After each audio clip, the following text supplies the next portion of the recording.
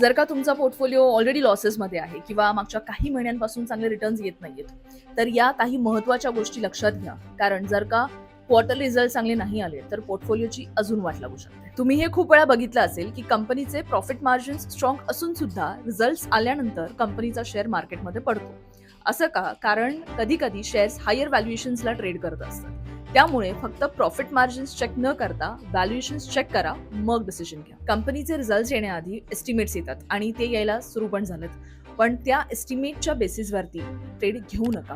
Actual रिझल्ट्सला estimates सोबत compare करा आणि मगच डिसिजन घ्या. सगळ्यात इम्पॉर्टंट गोष्ट, मॅनेजमेंट कमेंट्री आणि गायडन्सकडे नीट लक्ष द्या.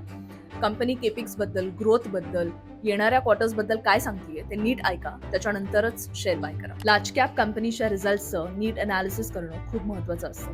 कारण एखाद्या लार्ज कॅप कंपनीचा रिझल्ट जर खूप खराब आला तर त्याचा इम्पॅक्ट हा पूर्ण सेक्टरवर बघायला मिळतो. जर का तुम्हाला असे व्हिडिओज बघायला आवडत असतील तर माझ्या पेजला नक्की फॉलो करा आणि हा व्हिडिओ सगळ्यांसोबत शेअर करा.